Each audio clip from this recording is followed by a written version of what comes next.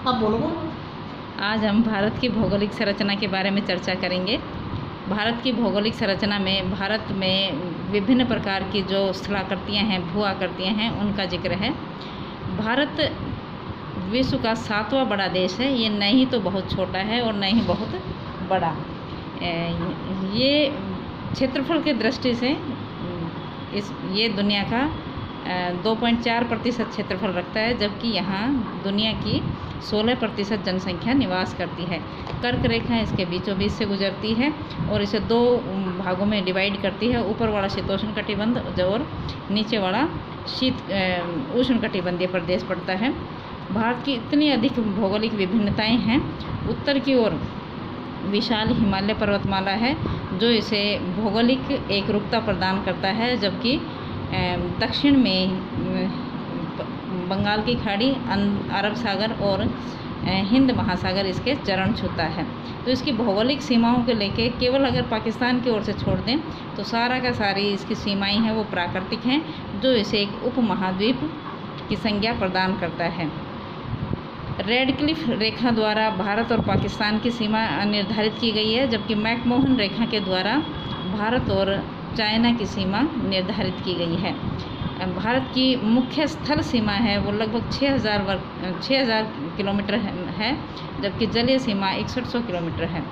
भारत का कुल क्षेत्रफल 32,87,782 वर्ग किलोमीटर है। भारत एक बहुत ही थिक पॉपुलेटेड कंट्री है, जो मेनली 8 डिग्री 4 मिनट उत्तरी अक्षांश से शुरू होकर 37 डिग्री 6 मिनट उत्तरी अक्षांश तक विस्तृत है, जबकि पूर्व की ओर से पूर्वी देशांतर 68 डिग्री 7 मिनट ईस्ट से लेकर 97 डिग्री 25 मिनट ईस्ट तक विस्तृत है। ये लगभग एक समचतुर्भुजीय आकृति है, जिसका आधार उत्तर की ओर और शीर्ष दक्षिण की ओर है। भारत लगभग 121 करोड़ जनसंख्या 2011 के अनुसार रखता है और यहाँ का जनघनत्व 382 व्यक्ति प्रति वर्ग किलोमीटर है। भारत की भौगोलिक सीमाएं हिमालय पर्वतमाला से पश्चिम में मरुभूमि तक फैली हैं। मरुभूमि थार का मरुस्थल है, ये जो राजस्थान में विस्तृत है, और कभी ऐसा माना जाता है कि यहाँ पर टेथी सागर का विस्तार था। कुछ हमारे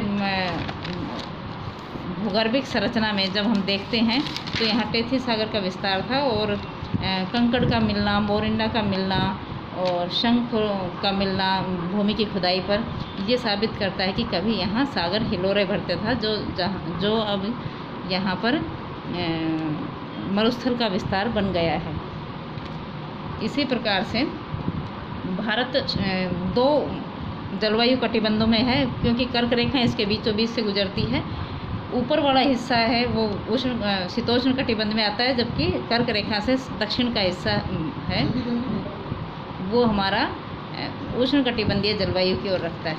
इसकी जलवायु में इतनी अधिक विभिन्नताएं हैं कि यहाँ पर चेरापूंजी जैसा क्षेत्र भी विद्यमान है, जो विश्व की सर्वाधिक जनसंख्या वाला प्रदेश है, जबकि मरुस्थलीय प्रदेश भी है। जैसलमेर के थार के डेजर्ट में धोरे भी हैं जो 20 सेंटीमीटर से भी कम वर्षा रखते हैं। इसी प्रकार से दक्षिण भारत का केरल वाला प्रदेश लगभग नम और तर जलवायु वाला प्रदेश है, जबकि एक तरफ लद्दाख वाला क्षेत्र भी है जो शीत मरुस्थल के नाम से जाना जाता है, क्योंकि वहाँ टेम्परेचर 0 डिग्री से लगभग हमेशा ही कम बना रहता है। तो भारत की भौगोलिक विभिन्नताएं इतनी अधिक होते हुए भी यहाँ के लोगों में एक अलग प्रकार की समरूपता देखने में मिलती है। उत्तर से दक्षिण तक, ध्रुव दक्षिण तक यहाँ के लोगों की जो परिवेश है, जो उनके सांस्कृतिक एकरूपता है वो दिखाई देती है। तो इस प्रकार से हम कह सकते हैं कि उत्तर से दक्षिण तक इतनी अधिक ज्योग्राफिकल विभिन्नताएं होते हुए भी भारत एक है। इसी प्रकार से अब हम आगे की ओर चलते हैं कि इसे यदि हम ये माने कि एक